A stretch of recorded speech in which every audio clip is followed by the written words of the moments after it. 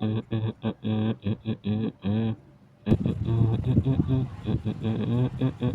Leonardo, did you hear? It's your auditore. What are you doing? I'm painting. And who's she? Oh, she is my muse. I'm using her to draw this painting. Wait, wait. Does that mean... Are you using reference? What the fuck are you talking about? You're using reference to draw Leonardo. What? We are artists, Leonardo. We draw from our heads. We draw from our imagination. This is blasphemy. The heck? How am I cheating? It's not like I'm tracing over her or generating an AI image of her. Enough. Oh, please, you are being dramatic. I am disappointed in you, Leonardo. Come on. You should be ashamed of yourself. 40p. Ciao.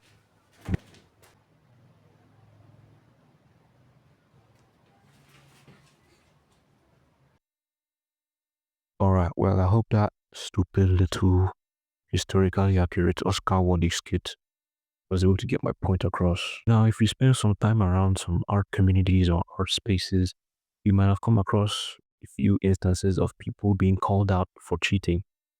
I'm talking people crashing out, like having a full nuclear meltdown, all because someone used a picture as reference. And now all of a sudden, the person is getting crucified, burnt at the stake for using reference. But anyways, in this video, I just want to talk about just a few of them. Now, keep in mind, these are just my opinions, okay? I'm not an art cop or the Lord of Art or the Pastor of Art or the Pope of Art. I'm not Art Jesus, okay? So yeah, keep that in mind. They're just my opinions. Don't take my word as gospel.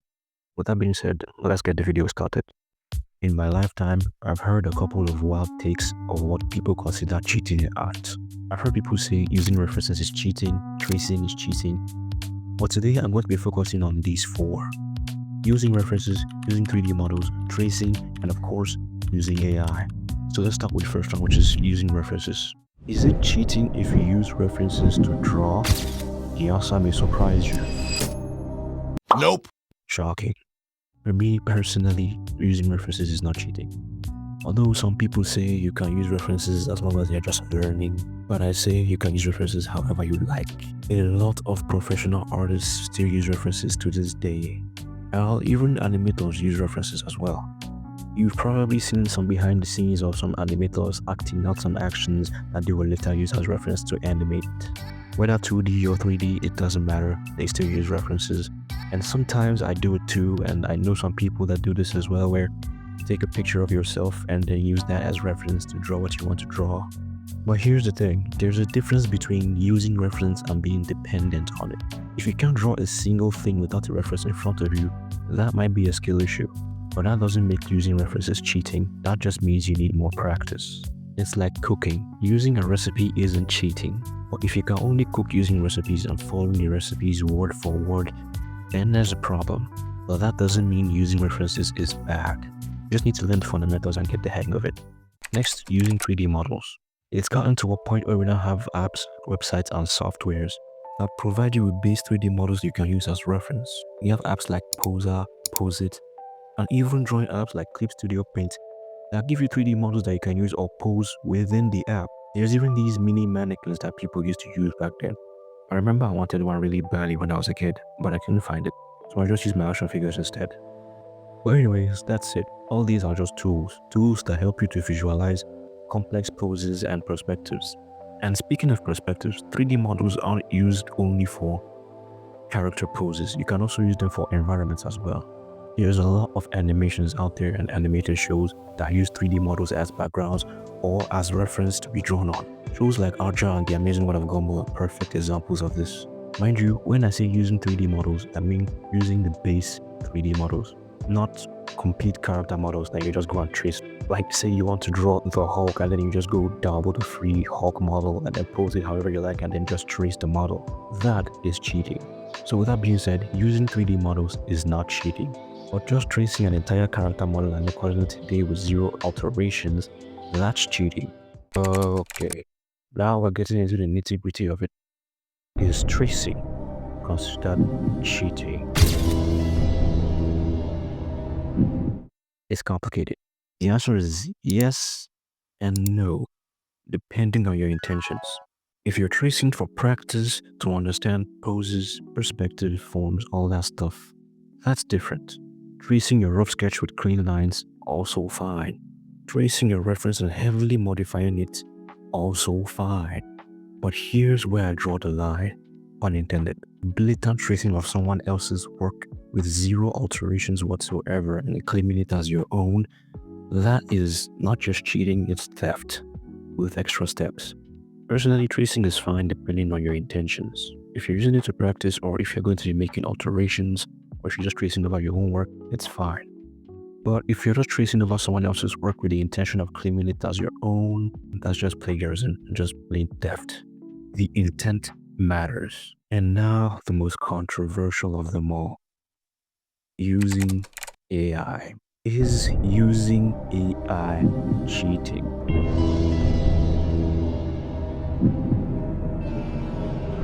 Okay, short answer first. Is using AI cheating?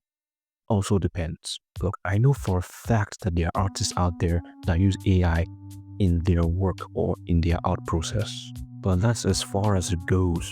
Meanwhile, there's frauds out there that just use AI to generate the images and then post it online, claiming that they're the ones who drew it. If you use AI in your work or if AI is a part of your process, that's fine. But at least let us know. Wow, that's it. Just saying. But to the fake artists that are out there generating images with AI and then posting it online and saying they're the ones that did it, you're just stealing. You're so bad and so desperate for the attention that you're not even crediting the AI. Like, okay, you use AI, but you can't even credit the AI that you used? You should be ashamed of yourself. Now, why is this a controversial topic in the first place? AI, unlike the other tools or things that we've talked about, is fundamentally different. A reference requires you to interpret and draw. 3D models require you to pose light and just helps you visualize what you want to draw. And then you draw. Like, even with tracing, at least you're picking up a pencil and doing something. But AI just does it for you. Which is why I say if you use AI in your process, it's basically fine. Because you're still doing the work. You're just using AI to enhance or help you do some certain things. Like, there was this animation I recently saw on Twitter where the animators used AI to help them animate some very complex brush strokes to create this really interesting effect. I've been working in animated films like Pixar's Inside Out 2 for the last 8 years. My name is Connie He, and I'm the director for Dear Oxygen Neighbors. For this film, the creative challenge was to bridge the gap between art and technology. For the visuals, we really wanted to bring in abstract textures and styles. My father is an artist, and his painting-inspired aesthetics we captured on screen. But hand-painting 7,000 frames in such a complex style wasn't feasible. We had to scale the process without losing that human touch. Our team handled the core of this film. Then we customized our workflow with AI by training the model with the art and paintings that we created. AI didn't replace the process, it unlocked it. It added consistency to the living painting look that I always dreamed of. We didn't type this film into existence, we crafted it with a team of 45 people and brought it to life with this new technology. And that's how we made Dear Upstairs Neighbors. Now, they could have done it themselves, but doing it themselves would take them an extremely long time. So the AI just helped them do this thing much faster. And personally, I'm fine with that. But you see those AI bros on Twitter, those ones that would generate some shitty animations with Grok, and then proceed to blaze the absolute shit out of it. That's just annoying. Those guys are insane. I genuinely believe that every AI post on Twitter is basically just rage bait at this point. Now, I genuinely believe AI wouldn't need to be this controversial of a topic if these companies would just forgo their greed and shady business practices. While I'm very sure there's a lot of artists out there that would voluntarily and willingly let you train your AI models on their art. But no, they would just rather steal it.